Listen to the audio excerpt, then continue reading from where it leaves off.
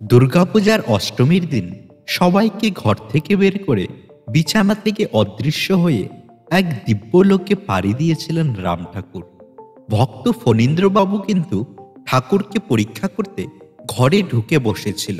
তারপর ঠাকুর ফিরে এলে ভক্তের কাছে উন্মোচন করতে হয় সেই সব রহস্য। এই ভিডিওতে কিন্তু থাকছে সেই সব রহস্যের কথা, আর থাকছে ঋদ্ধি সিদ্ধি নিয়ে ঠাকুরের বলা বিশদ আলোচনা। জানবেন ভবসাগর পারের উপায়, আরও জানবেন ধ্যান কিভাবে করতে হয়, বলে দিলেন স্বয়ং ঠাকুর। তো বন্ধুরা, ভিডিওটি একদম স্কিপ না করে মনোযোগ সহকারে সবটা দেখুন। আর ভালো লাগলে অবশ্যই লাইক ও কমেন্টে লিখবেন জয় রাম, জয় গোবিন্দ।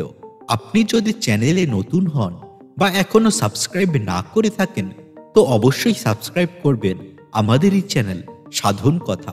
ভিডিওটির সম্পূর্ণ স্ক্রিপ্ট গ্রহণ করলাম রাম ঠাকুরের প্রিয় ভক্ত ফণীন্দ্র মালাকারের লেখা রামভাই স্মরণে বইটি থেকে।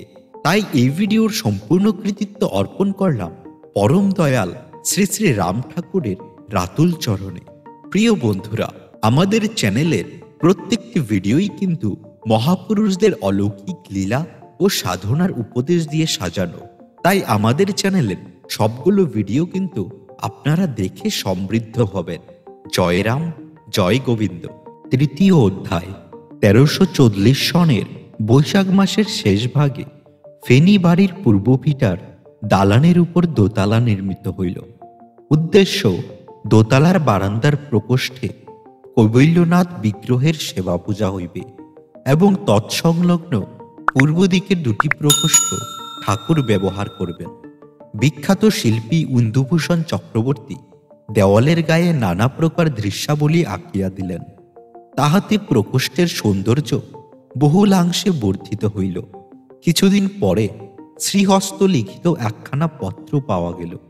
পত্রে লেখা ছিল, শ্রী হরি শরণং পরম কল্যাণ বরেষু শ্রীমান শচীন্দ্র চন্দ্র মালাকার।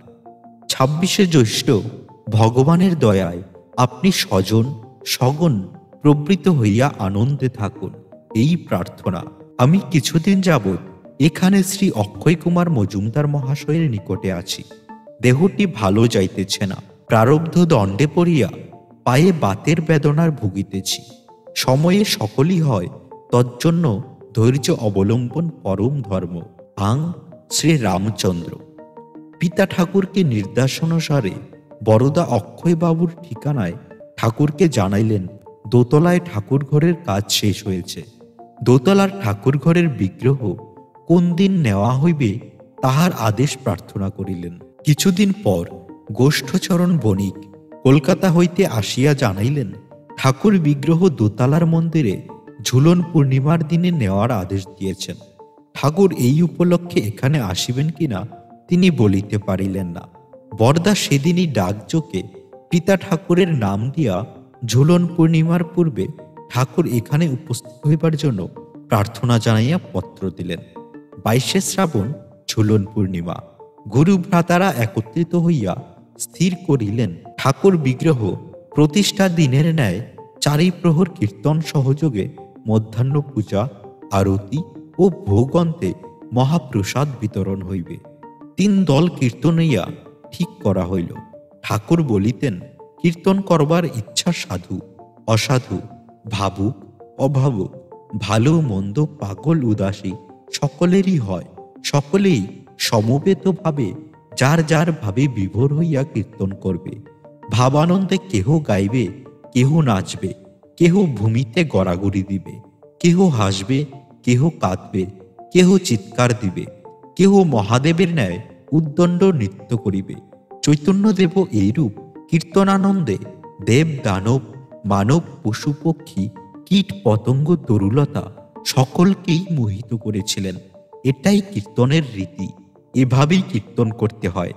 বরদা কৈবল্যধামে যাইয়া মহন্ত মহারাজকে ঠাকুরের আদেশ জানাইয়া ঝুলন উৎসবে উপস্থিত থাকিয়া উৎসব সম্পন্ন করিবার জন্য নিমন্ত্রণ করিয়া আসিলেন। ২১শে শ্রাবণ ৩টায় ট্রেনে মহন্ত মহারাজ হরিদা আশ্রমের নরেন্দ্র চক্রবর্তীকে সঙ্গে লইয়া আসিয়া পৌঁছালেন। সন্ধ্যায় কীর্তন সহযোগে হরিদা গঙ্গা আহ্বানপূর্বক পূজারতি ভোগ নিবেদন করিলেন। ভোর 4টায় নামযজ্ঞ আরম্ভ হইল। নাম কীর্তন সহকারে হরিদা নিচের ঠাকুরঘর হইতে ঠাকুর বিগ্রহ লইয়া দোতলায় শ্রীমন্দিরে প্রবেশ করিলেন। তারপর পূজার অন্তে মঙ্গল আরতি করিয়া ভোগ নিবেদন করিলেন। দিবা 8টায় হরিদা পূজায় বসলেন। পুজো শেষ করিয়া আরতি করিলেন এবং 10:30টায় ভোগ নিবেদন করলেন। 11টায় ভোগ সরাইয়া বাহির হইলেন। 12:30টায় মহাপ্রসাদ বিতরণ আরম্ভ হইল। দিবা 1টার সময় ডাক্তার কৈলাসচন্দ্র মজুমদার সহ দয়াল ঠাকুর আসিয়া পৌঁছালেন। সকলে মহা আনন্দে প্রণাম করিল। শ্রীদেহ কেমন আছে জানতে চাইলে ঠাকুর বললেন, আমার চোখ দুটো ছানি পড়েছে, ভালো দেখতে পাই না। আমি বললাম, ফেনী টাউন হইতে অধিক দূর নয়, ফুলগাজী নামক স্থানে আমাদের একজন গুরু ভাই চোখের ভালো চিকিৎসা করেন, সরকারি ডাক্তার। ঠাকুর বলিলেন, দেখি কি হয়। পিতা ঠাকুর তখন বলিলেন, বাবা, আজ ঝুলন পূর্ণিমা, সকলের ইচ্ছা আপনাকে ঝুলন দোলায় দোলাইয়া আনন্দ করিব। ঠাকুর বলিলেন, আমার স্বতন্ত্র কোনো ইচ্ছা নেই, আপনাগো আমাকে যে ইচ্ছায় চালাইত করেন আমি সেইভাবেই চালিত হই। দোলাইতে চাইলে দোলাইবেন। ঠাকুর বিগ্রহের সম্মুখে উন্মুক্ত বারান্দায় ঝুলন দোলা অতি সুন্দরভাবে সুসজ্জিত করা হলো। দোলায় ঠাকুরকে চারদিক হইতে যাহাতে সুস্পষ্ট রূপে দর্শন করা যায়, এজন্য উজ্জ্বল আলোকসজ্জার ব্যবস্থা হইয়াছে। সন্ধ্যা 6টায় হরিদা ঝুলন পূজা আরম্ভ করিয়া রাত্রি 8টার পূর্বে ভোগ আরতি সমাপ্ত করিল। এতক্ষণ কীর্তন নিচে চলিতেছিল। এখন প্রথম বাবু, মধু মুখার্জি, বিমল দে এবং আরো বহু কীর্তনিয়া উপরে কীর্তন করতে আরম্ভ করল। হরিদা ঠাকুর বিগ্রহ ঝুলন দোলায় আনিয়া বসাইলে, দোলা দোলাইয়া দিলে দোলা আপনা হইতেই ঠাকুর বিগ্রহ সহকারে দুলিতে লাগিল। দোলার চারদিকে প্রদক্ষিণ ক্রমে ক্রমে কীর্তন চলিতেছে। 15-20 মিনিট দোলাইয়া হরিদা ঠাকুর বিগ্রহ লইয়া গিয়া আসনে বসাইলেন। কৈলাসদা ঠাকুরের নিকট যাইয়া প্রণামপূর্বক নিবেদন করিলেন, বাবা, আমাদের ইচ্ছা আপনাকে ঝুলন দোলায় দোলাবো। ঠাকুর বলিলেন, বেশ, নিয়া চলে। কৈলাসদা ঠাকুরকে কোলে লইয়া উত্তরমুখ করিয়া দোলায় বসাইলেন। ব্রজের কৃষ্ণ ঝুলন দোলায় বসিলেন। ওগো, তোরা দেখবি যদি আয়, ঝুলনে ঝুলছে রাম রায়। আনন্দ স্রোতে সকলে ভাসিতে লাগিল। মেয়েরা উলুধ্বনি ও শঙ্খধ্বনি দিয়া আকাশ বাতাস কাঁপাইয়া তুলিল। মুহুর্মুহু গুরুধ্বনি উঠিতে আরম্ভ করিল। উপরের তলায় লোক আর ধরে না। হরিদা ঠাকুর প্রণাম করিয়া দোলা দোলাইয়া দিলেন। তারপর পিতা ঠাকুর, মাতা ঠাকুরানী, পরিবাস্ত সকলকে ক্রমে ক্রমে সমস্ত ভক্ত দোলা দিলেন। এই অভিনব আনন্দে ভক্তকুল মাতোয়ারা। ঠাকুর অপলোক নেত্রে বহু দূর দূরান্ত পানে তাকাইয়া আছেন, কখনো হাসিতেছেন। সুমধুর স্বর্গীয় সৌরভে চারদিক আমোদিত হইয়া উঠিতেছিল। রাত্রি 10টায় মধুদা দোলা হইতে ঠাকুরকে কোলে তুলিয়া বিছানার উপর বসাইয়া দিলেন। ঠাকুরের ঝুলন উৎসব পরম আনন্দ সহকারে সমাপ্ত হইল। পরদিন প্রাতে বহু ভক্তের সামনে ঠাকুর বলিতে শুরু করলেন, কৃতিত্ব করতে যাইয়া কেবল কর্মফল বৃদ্ধি করে এই ঋণ শোধ হয় না, বইলাই জন্ম মৃত্যু উপভোগ করে ভবসাগর তারণ হয় না। ভব কি? ভব হইল আমি ও আমার। এই আমি এবং আমার মধ্যে আকৃষ্ট হইয়া জীব অহংজ্ঞানে চিরকালে ঘুইরা বেড়ায়। মরুভূমির আকর্ষণ শেষ হয় না, গতাগতিও ঘুচে না। মানুষ আমিতে বদ্ধ জীব, এইটাই মহামায়ার বন্ধন। এই জন্যই মানুষ এই পঞ্চভূতের রাজ্যে আইসা তাহার অচেতন জড় অস্থায়ী অনিত্য দেহটারে নিয়া কামনা বাসনায় আমি আমার বইলা দগ্ধ হইতেছি। আমি হইল মন, আমার হইল বুদ্ধি অর্থাৎ বোধ। এই মন ও বুদ্ধি ব্যাগ ধৈর্য ধৈরা থাকতে থাকতে মানুষ যখন আমি আমার এই দক্ষযজ্ঞ নামযজ্ঞের প্রভাবে ভুলতে পারবে, তখনই হইল সত্যনারায়ণ প্রতিষ্ঠা। অতএব সত্যনারায়ণের নামের স্মরণ লইতে অভ্যাস করবেন। চিরকাল কৃতিত্ব কইরা কি লাভ করেছেন? আপনের ভাগ্যে অতিরিক্ত কিছুই পান নাই। কর্তা হইতে যাইয়া অপার অভাব চিন্তায় সর্বদা কষ্ট ভোগ করতেছেন। জানবেন আপনি কর্তা নন। যদি কর্তা হইতেন তবে আপনার বাসনা অনুযায়ী সকল কার্য কেন সফল করতে পারেন না? তাই শাস্ত্র বলেছে, ন কৃতিত্বং ন কর্মাণি লোকস্য সৃজতি প্রভু ন কর্মফলং সংযোগে স্বভাববস্তু প্রবর্ততে। অতএব বিচার কইরা দেখবেন নিভৃতে নির্জনে আপনি কে, আপনের কর্তব্য কি, আপনের তারপরে কারণ কি, তবেই দুর্দিন যাইয়া সুদিনের উদয় হইবে। কলেজ হইতে বাড়ি ফিরিয়া ঠাকুরের কোঠায় যাইয়া দাঁড়াইলাম। ঠাকুর উঠিয়া বসিয়া বলিলেন, ফণিবাবু, আমি ওষুধ বিশুধ পথ্যাপথ্য আপনি নিজ দায়িত্ব কইরা দিবেন। আপনাকে কাছে আইসেছি, ভরসা আছে এই দায়টুকু আমারে করবেন। শুনিয়া আমি থ বনিয়া গেলাম। ঠাকুর বলেন কি, আমার মতো চিরচঞ্চল লোক ঠাকুর সেবার কাজ করবে?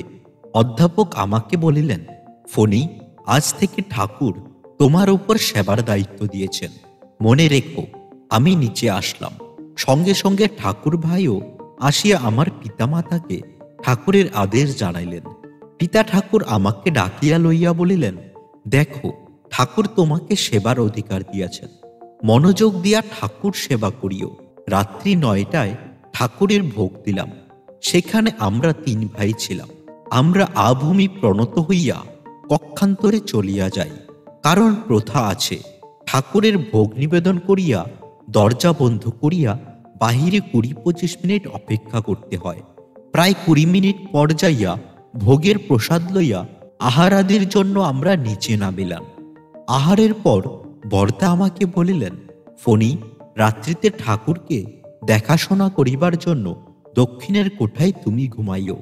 আমি উপরে উঠিয়া ঠাকুরকে বিশ্রাম করতে বলিয়া মশারি ফেলিয়া দিলাম। ঠাকুর শয়ন করিলেন। আমি নিদ্রা অভিভূত হইয়া পড়িলাম। গভীর রাত্রি, হঠাৎ ঘুম ভাঙ্গিয়া গেল। ঠাকুরের খাটের নিকট যাইয়া দেখি ঠাকুর এপাশ ওপাশ করতেছেন। আমি আবার 2 হাতের মশারি ভিতরে লইয়া সযত্নে হাত ও পায়ে হাত বুলাইয়া দিলাম। ঘড়িতে 3:45 বাজিয়াছে দেখিয়া ঠাকুরের প্রাতকৃত্যাদির ব্যবস্থা করিতে নিচে নামিয়া পড়িলাম। সকাল হইতে 1-2 করিয়া ভক্ত সমাগম হইতে লাগিল। 9টার কাছাকাছি ঠাকুর ঘরে যাইয়া দেখি আমার পিতামাতা, ঠাকুর ভাই প্রভৃতি সহ 20-25 জন বসিয়া ঠাকুরের উপদেশ শুনতেছে। আমি সকলের পিছনে দাঁড়াইলাম। ঠাকুর বলতে লাগলেন, গতকাল গভীর রাতে কে একজন আমার কাছে আইসা অনেকক্ষণ সেবা পরিচর্যা করেছেন। তিনি আসার আগে ছটফট করছিলাম। তিনি আইসা শান্তি দিয়েছেন। রাত 12টা থেকে 3টা পর্যন্ত দেবতারা মর্তলোকে আইসা ভ্রমণ করেন। তখন যারা যোগে সাধ্য সাধনে ব্যাপৃত থাকেন, দেবতারা তা দেখেন এবং যোগ সাধনের ব্যাপারে অদৃশ্য সহায়তা করেন ও আশীর্বাদ করে যান। তাগো দেহ সৌরভ কোনো কোনো ক্ষেত্রে সাধকেরা পায়। মর্তলোকের যে কোনো সৌরভ তাগো দেহে সৌরভের নিকট অতি তুচ্ছ। ঠাকুর নীরব হইলেন। সকলে ঠাকুর প্রণাম করিয়া চলিয়া গেলেন। ভোগের সময় নিকটবর্তী। আমি ঘর ঝাড়ু দিতে দিতে মনে মনে বলিলাম, ঠাকুর আমাকে লজ্জা দিও না প্রভু। ঠাকুর হাসিয়া বলিলেন, আমি সকলের অন্তরের কথা জানি, তবু একজনের কথা অপরজনেরে বলি না। ওইটা আমার স্বভাব নয়। মনে রাখবেন, লাজ, মান, ভয় 3 থাকতে নয়। শিশুর ন্যায় সরলতাই আমি ভালোবাসি। আমি বাইরের কিছু দেখি না। একটু সময় চুপ করিয়া থাকিয়া পুনরায় বলিলেন, চোখের রোগ ক্রমেই বাড়ছে। আমার একেবারে অন্ধ না কইরা ছাড়বে না। চট্টগ্রাম যাব, সেইখানে গিয়া ডাক্তার দেখাইয়া ঔষধ নিব। আবার অন্ধ অবস্থায় এইখানে থাকো। আমি অমনি শ্রী পাদপদ্মে প্রণাম করিলাম। ভাদ্র মাসের 14 তারিখ বিধুবাবু ও বরদা ঠাকুর সহ চট্টগ্রামের অভিমুখে রওনা হলেন। জয়গুরু। 3য় অধ্যায় শেষ। প্রিয় বন্ধুরা, আপনি যদি এখনো আমাদের চ্যানেলটি সাবস্ক্রাইব না করে থাকেন, এখনই একটি সাবস্ক্রাইব করে দিন। আপনাদের একটি সাবস্ক্রিপশন ও লাইক আমাকে ভিডিও বানানোর জন্য অনেক উৎসাহ প্রদান করেন। 1340 সন শারদীয় পূজা সমাগত। 14ই আশ্বিন বরদা ঠাকুরকে লইয়া বাড়ি আসিলেন। পরিবারস্থ সকলকে প্রণাম করিলেন। পিতা ঠাকুর শ্রীদেহের কুশল জানিতে চাইলে ঠাকুর বলিলেন, ভালো থাকতে আমারে দেয় না, এখন চোখে দেখতে পাই না। পিতা ঠাকুর বলিলেন, আমার ওষুধপত্র দিয়া আপনার চোখ ভালো কইরা দিব, চোখ ভালো না হওয়া অবধি এইখানে থাকেন। ঠাকুর হাইসা বলিলেন, সে আপনাগো দয়া, এই দেখেন না শচীনবাবু আমারে নিয়ে আসলেন। এইরূপ অবস্থায় নাম বিতরণও বন্ধ রাখিলেন না। প্রতিদিন সকাল বৈকালে নাম প্রার্থীরা নাম লইয়া যাইতেন। চট্টগ্রাম হইতে যে ওষুধ আনা হইয়াছে তাহা ব্যবহারের ফল হইতেছে না, তাই দেখিয়া ঠাকুরের অনুমতি অনুসারে ফুলগাজী সরকারি হাসপাতালের সুযোগ্য চক্ষু চিকিৎসক শ্রী শ্রী ঠাকুর শ্রী চরণাশ্রিত ডাক্তার শচীন্দ্রনাথ দাশগুপ্ত ঠাকুরের চোখের চিকিৎসা আরম্ভ করলেন। আজ রবিবার, মনে করলাম ঠাকুর সেবার কাজে বড়দিকে সাহায্য করব। 10টায় নির্দিষ্ট সময়ে জল গরম কইরা ঠাকুরের হাত মুখ ধোয়াইব কিনা সেই বিষয়ে বড়দির সম্মতি লইয়া আমি জল গরম করিয়া উপরে লইয়া গিয়া ঠাকুরকে ধরিয়া আনিয়া জল চোখের উপর বসাইলাম। আমি ঠাকুরের হাতে জল ঢালিয়া দিতেছিলাম। তিনি ক্রমান্বয়ে হাত মুখ চোখ কপাল গলা ঘাড় পায়ের হাঁটু পর্যন্ত পা দুইখানা খুব ভালো কইরা ধুলেন। এদিকে আমার গরম জলও শেষ হইল, কিন্তু কি দুর্বিপাক, ঠাকুর জলের জন্য হাত পাতিলেন। উপায়ান্তর না দেখিয়া নিকটে ঘটিতে ঠান্ডা জল ছিল, সেই জল হাতে ঢালিয়া দিলাম। আর যায় কোথা, সঙ্গে সঙ্গে তিনি হাত ঝাড়া দিয়া জল ফেলিয়া উঠিয়া দাঁড়াইলেন এবং গুরু গম্ভীর স্বরে বলতে লাগলেন, একবার গরম একবার ঠান্ডা জল দিলেন কেন? এটা কি পরিহাস! গরম জল দিলে গরম দিতেন, নতুবা ঠান্ডা জল দিলে ঠান্ডাই দিতেন। দুটোর যে কোনো একটা ধৈর্য রাখতেন না কেন? দুটোরে ধৈর্য রাখলে কোনোটাই পাওয়া যায় না। সত্য মিথ্যা দুইটারে ধৈর্য রাখলে ইহকাল পরকাল দুই কালেই হারায়। হয় সত্য নয় মিথ্যা, দুইটোর একটারে ধৈর্য থাকলে পার পাওয়া যায়। আপনাকেও এরকম স্বভাব হইল কেন? অশ্রদ্ধার সেবা আমি গ্রহণ করি না। শ্রদ্ধায় দুর্বাপাতার রস দিয়ে আমাকে ভোগ দিবেন, আমি সানন্দে ভোগ নিব। অশ্রদ্ধার রাজভোগ আমি স্পর্শ করি না। এই বলিয়া চুপ করিলে আমি ঠাকুরকে ধরিয়া লইয়া খাটে বসাইয়া হাত পা মুখ মুছাইয়া দিলাম। বাপরে বাপ, ঠাকুরের কি ভয়ঙ্কর রুদ্রমূর্তি! সঙ্গে সঙ্গে কপালে ত্রিশূল চিহ্ন দেখা গেল। স্বরের প্রলয়ে ঘন ঘটা বাজিয়া উঠিল। মনে হইল দোতলা থরথর করিয়া ভূমিকম্পের ন্যায় কাঁপিতে শুরু করিল। আমি ভয়ে জড়সড় নির্বাক নিস্পন্দ অবস্থায় দাঁড়িয়ে আছি।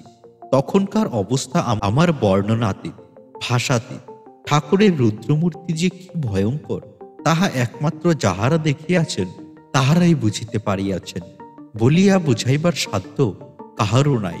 আমি জীবনে এই প্রথম, এই শেষ ঠাকুরের ক্রোধ রসে অভিষিক্ত হইয়া উঠিলাম। ইত্যবসরে বর্তি স্নান সারিয়া উপরে আসিয়া ঠাকুরের শেষের দিকের কথাগুলি শুনতে পাইয়াছিলেন। তিনি ইশারায় আমাকে নামিয়া যাইতে ইঙ্গিত করলেন। আমি নিচে নামাইয়া হাঁপ ছেড়ে বাঁচলাম। বৈকালবেলা ভয়ে ভয়ে যাইয়া চোখে ওষুধ দিলাম। সেখানে তখন আমার পিতামাতা বসিয়াছিলেন। ঠাকুর শয়নাবস্থা হইতে উঠিয়া জিজ্ঞেস করলেন, ফণি, এখানে আছো? উত্তর দিলাম, আছি। ঠাকুর বলিলেন, আসো, এখানে আইসা বসো, তোমারে কয়েকটা কথা বলুম। আমি ইতস্তত করিতেছি দেখিয়া পিতা ঠাকুর আমাকে বসতে ইঙ্গিত করলে উঠিয়া বসিলাম। ঠাকুর স্নেহোদয় করিতে করিতে বলিতে লাগিলেন, আমি রাগ দেখাই, রাগ করি না, ফোঁস করি, কামড় দেই না। আমার রাগ তরঙ্গহীন, তাতে চিত্তে ঢেউ খেলে না, কোন রকম দাগ কাটে না। দাগ কাটে না বইলাই আমার ক্রোধ সাময়িক ও অস্থায়ী। ক্রোধ আমারে পায় না, প্রয়োজন বোধে আমি ক্রোধেরে পাইয়া থাকি, স্বভাবেই থাকি, স্বভাবের অভাব হয় না। তোমারে ক্রোধ দেখাইছি, এখন আর স্মরণও নাই। গরম জল ফুরাইয়া গেছে, সরলভাবে আমারে জানাইলে হইত। তা না করিয়া তুমি দ্বৈত বুদ্ধির আশ্রয় নিলা কেন? সরলতার আশ্রয় থাকা নিরাপদ। শিশুর সরলতাই একমাত্র আশ্রয়। ওইখানে মন বুদ্ধির ক্রিয়া নাই, সেই জন্যই শিশুর মধ্যে ভগবান বিরাজ করে। শিশুর মতো সরল হইতে পারলে ভগবানেরই পাওয়া যায়। আমি বাঞ্ছা করি তুমি শিশুর মতো সরল হও। সরলতা আমি ভালোবাসি। শুধু সরলতা দিয়া আমারই পাওয়া যায়, সাধ্য সাধনে মিলে না। তোমার শোধনের প্রয়োজন হইয়া পড়েছিল। আমার স্বভাব ভালো নয় বইলা কেহ আমারে ভালোবাসে না। তোমরা না দেখলে আমারে দেখবে কে? যামো কই? এই বলিয়া ঠাকুর নীরব হইতে আমি শ্রী পাদপদ্মে প্রণাম করিয়া নিচে চলিয়া গেলাম। পরদিন বৈকালে ঠাকুরের ঘরে গিয়া দাঁড়াইছি।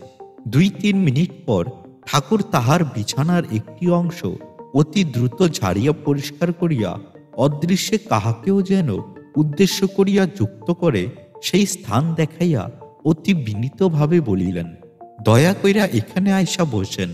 আপনার আর কোনখানে বসতে দিমু? ঠাকুর যুক্ত করে বসিয়া আছেন, মুখে মধুর হাসি। ঠাকুরের ঘরটি অতুলনীয় একটি স্বর্গীয় সৌরভে আমোদিত হইয়া উঠল। মিনিট 2 পর ঠাকুর যেন কাহাকে জিজ্ঞেস করলেন, দেবাদিদেবের কি সংবাদ?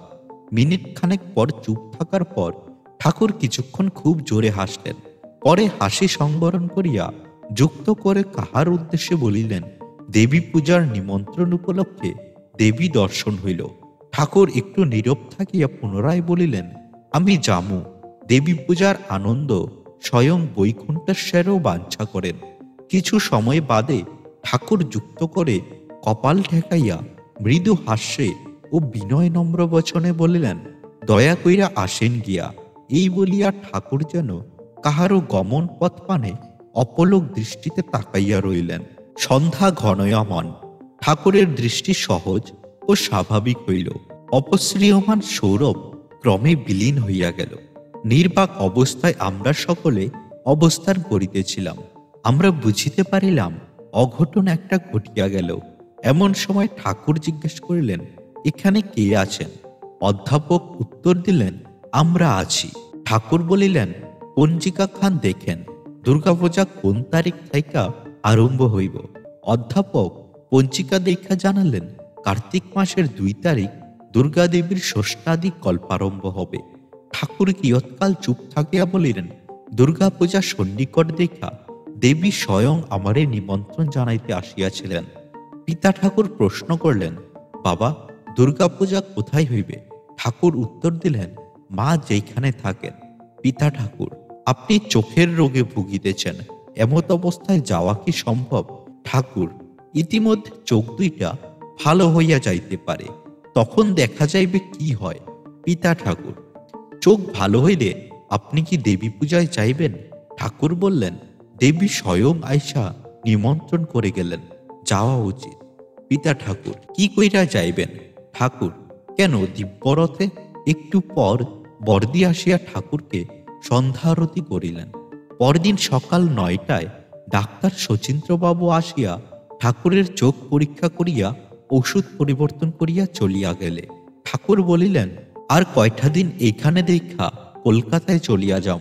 সেইখানে গিয়া যদি দৃষ্টিশক্তি ফিরিয়া পাই, এই চোখের জন্য তোমাগরে বড় বিব্রত করিতেছি। আমি বললাম, আমাদের কোনো অসুবিধা হয় না, আনন্দই পাই। এই সময় আমি বললাম, নাম করতে বসলে মন বিভিন্ন স্থানে ও বিষয়ে ঘুরে বেড়ায়, নাম হয় না। কি নাম দিলেন? ঠাকুর বললেন, তোমার পূর্বজন্মের সাধিত নামই শুনাইছি, নাম দেই নাই। মাতৃ জঠরেও নাম শুনাইছিলাম, প্রকৃতির রাজ্যে আইসা নাম ভুইলা গেছেন। পুনরায় নাম স্মরণ করিয়া দিয়েছি। নাম করে শিবরূপী প্রাণে, নাম আবরণহীন, তাই মনের সংকল্প বিকল্পের অপেক্ষা রাখে না, অবিরাম নাম হয়। নাম শুনতে মন লাগে না, মন যেখানে ইচ্ছা ঘুইরা বেড়াক। তুমি নাম শোনার জন্য চেষ্টা করো, মনের দিকে লক্ষ্য রাখবে না, লক্ষ্য রাখবে নামের দিকে। মনের গতি চিরচঞ্চল, যত চঞ্চলই হোক, আর সেখানে যাক না কেন, ফিরে আবার নিচের জায়গায় আসবে। ফিরে আইসা তুমি যেই নাম শুনেছ, মনও সেই নাম শুনতে পাইবে। তুমি সর্বদা নাম শুনবার জন্য অভ্যাস করো, তাহা হইলেই মন বিষয়ান্তর থাইকা ফিরে আইসা নাম শুনতে শুনতে ক্রমে ক্রমে চঞ্চলতা ত্যাগ কইরা স্থির ভাব ধারণ করবে। তখন মন প্রাণের সঙ্গে যুক্ত হইয়া মঞ্জুরি হইয়া যাইব, ধ্যানের উদয় হইব। প্রশ্ন, ধ্যান কাকে বলে ঠাকুর? ঠাকুর বললেন, তৎময় হওয়ারে ধ্যান বলে। প্রশ্ন, তৎময় কি? কিছু বুঝতে পারলাম না। ঠাকুর, তৎ হইল প্রাণ, আর ময় হইল মিশা, একাকার হয়ে যাওয়া। মন ও মনের বিষয়গুলি এবং বুদ্ধি, অহংকার প্রাণের সঙ্গে মিশে যাওয়ার নাম তন্ময়তা। শুধু শূন্যা বুঝবার চেষ্টা করলে বোঝা হয় না, কার্যকরীরা বুঝলেই বোঝা হয়। ধ্যান করলে তবে বুঝতে পারবা, অভ্যাসের দ্বারা অসম্ভব সম্ভব হয়।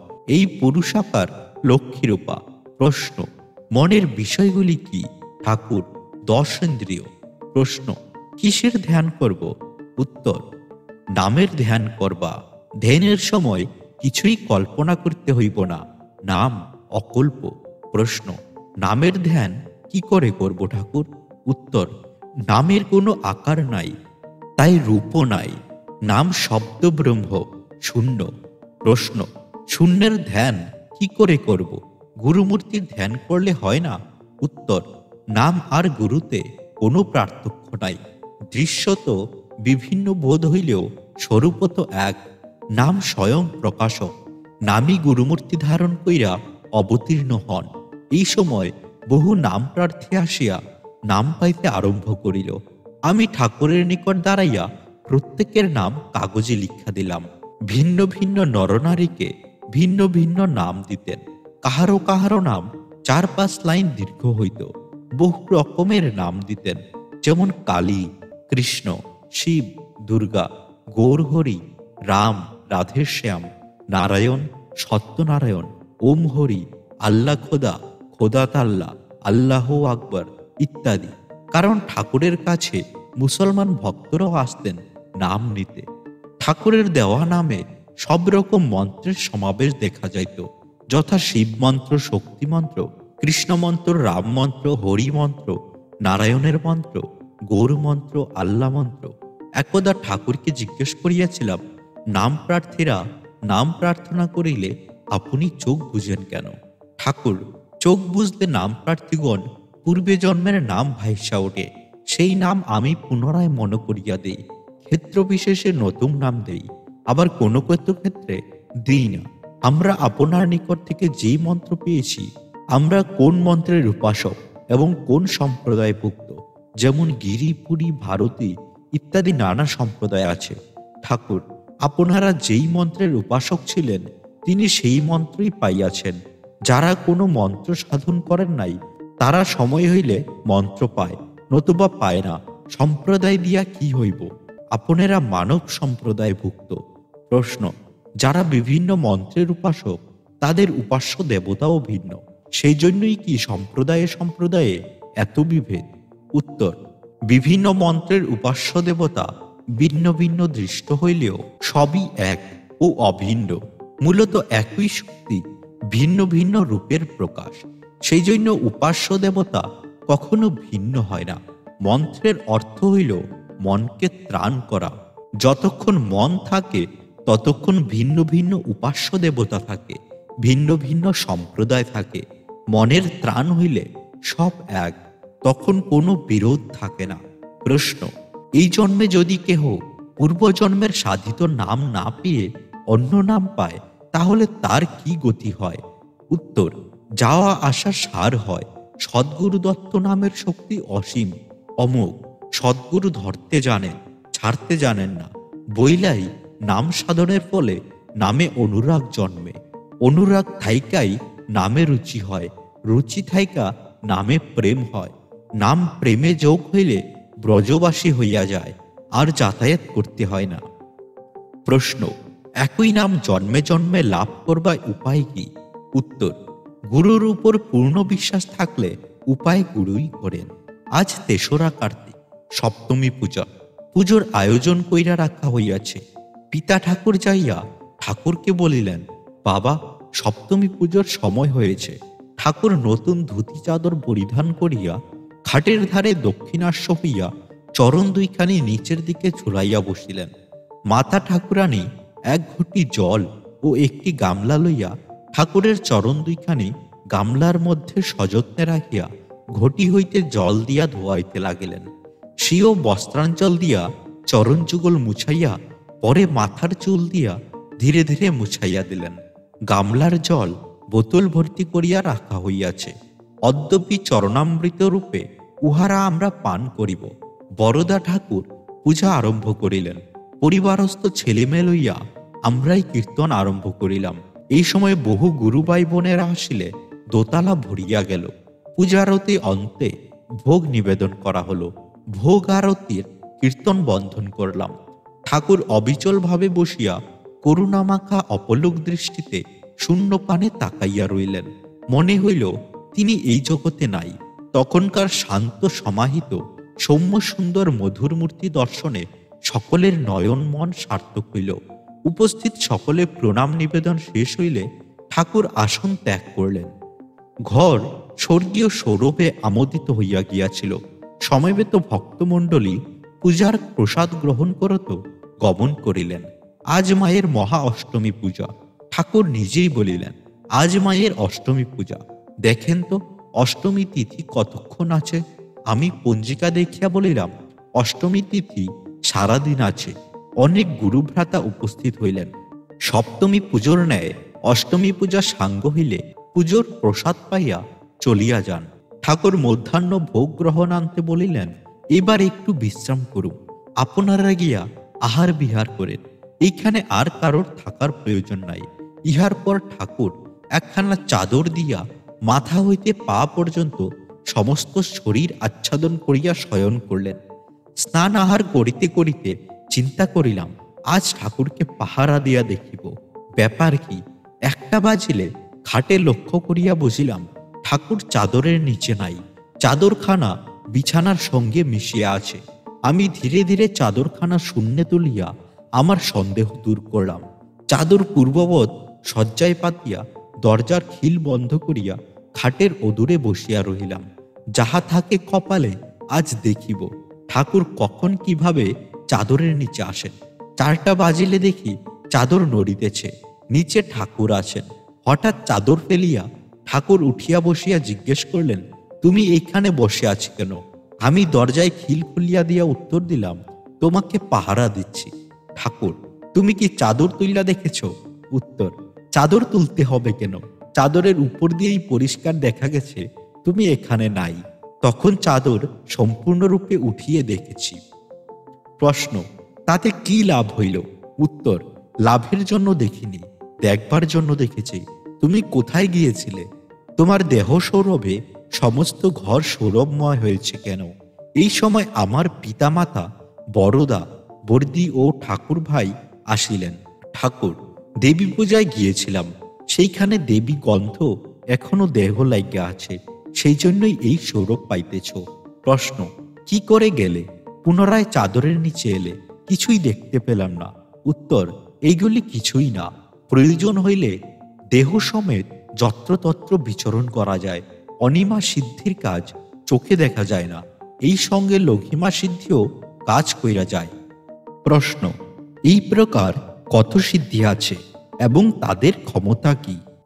উত্তর, 8 সিদ্ধি আছে। তাহার মধ্যে 4 সিদ্ধিই প্রধান। এইগুলির ক্ষমতা অসীম। অনিমা সিদ্ধ হইলে অনুর মতো সূক্ষ্ম হওয়া সম্ভব। লঘিমা সিদ্ধ হইলে বায়ু থেকে হালকা হইয়া যত্রতত্র বিচরণ করার ক্ষমতা আছে। গরিমা বা মহিমা সিদ্ধি বিরাট আকার ধারণ করার ক্ষমতা প্রাপ্ত হয়। প্রাপ্তি সিদ্ধি হাত বাড়াইলে ঈপ্সিত বস্তু লাভ করার ক্ষমতা। প্রকাম্য সিদ্ধি যে কোনো পার্থিব বস্তু ভোগ করার ক্ষমতা। বশ্যিতা সিদ্ধি সকলরে বশে রাখার ক্ষমতা। ঈশিতা সিদ্ধি সকল বস্তুর উপর ঈশ্বরের মতো কৃতিত্ব করার ক্ষমতা। সত্য সংকল্পতা সিদ্ধির ক্ষমতা হইল মরারে বাঁচান, বিষেরে অমৃতে পরিণত করা। সাধক এইগুলোর যে কোনো একটা কিংবা 2টা সিদ্ধি অর্জন করিলে পারিলে প্রতিষ্ঠার বিষে ভুইগা মরে, ভগবত পথ পায় না। এই বলিয়া ঠাকুর নীরব হইলেন। আজ নবমী পূজা। নবমী পূজাও পূর্বদিনের ন্যায় সমাপ্ত হইল। এই দিন শত শত নাম প্রার্থী রাত্রি 9টা পর্যন্ত নাম পাইল। রাত্রিতে ঠাকুর বরদাকে বলিলেন, এইখানে আইসা চোখের চিকিৎসা উপলক্ষে অনেক দিন কাটাইলাম, কোনো ফল পাইলাম না। আমারে নিয়া কাল রাইতে গোয়ালানন্দ মেইলে কলকাতা লেনে চলেন, সেইখানে চোখের চিকিৎসা করাইয়া দেখি কি হয়। ঠাকুর স্বয়ং দিয়ে আসিয়া আমাদিগকে বরদা এই সংবাদ দিলেন। গভীর রাত্রিতে নিদ্রাভঙ্গ হইতে ঠাকুরের শয্যা পার্শ্বে দাঁড়াইয়া দেখিলাম মশারির ভিতর ঠাকুর বসিয়া আছেন। ঠাকুর জিজ্ঞেস করলেন, ঘুমাও নাই? উত্তর দিলাম, ঘুম ভেঙ্গে যেতে তোমার নিকট এসেছি। ঠাকুর, বেশ করেছ, পা দুখানা আবার বেদনা করিতেছে।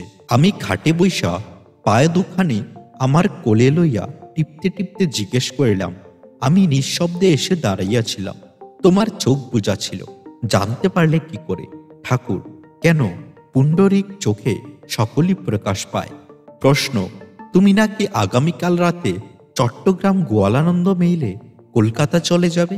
এখানে আরো কিছুদিন থেকে চিকিৎসা করালে হতো না? উত্তর, চোখের চিকিৎসা এখানে হইব না। চোখের চিকিৎসার জন্য এখানে আসি নাই, যেই জন্য আসিয়াছি তার কিছুটা সমাধা হইয়াছে, এখন চইলা যাইতে হইব। কি জন্য এসেছিলে বলবে কি? উত্তর দিলেন, এখন বইলা কি হইব, পরে শুনতে পারবা। আমি আর কিছু না বলিয়া পাঠ দিতে লাগলাম। কিছুক্ষণ পর জিজ্ঞেস করলাম, শুনেছি বিল্বপত্র ভক্ষণে স্বাস্থ্য ভালো হয়, উহা খাবো কি? উত্তর, বিল্বপত্র ব্রহ্মচর্য রক্ষার সহায়ক। বেলপাতা খাওয়া ভালো।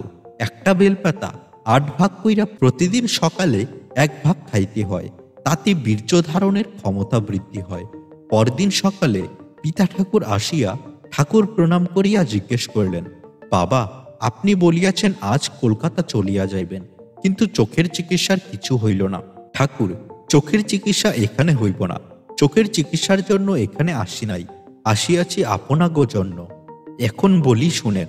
আপনে জীবনে অন্নদান, বস্ত্রদান, গরিব দুঃখীর সাহায্য দান, পুষ্করণী খনন, রাস্তা উৎসর্গীকরণ, নানান পূজা, দোল উৎসব বহু করিয়েছেন।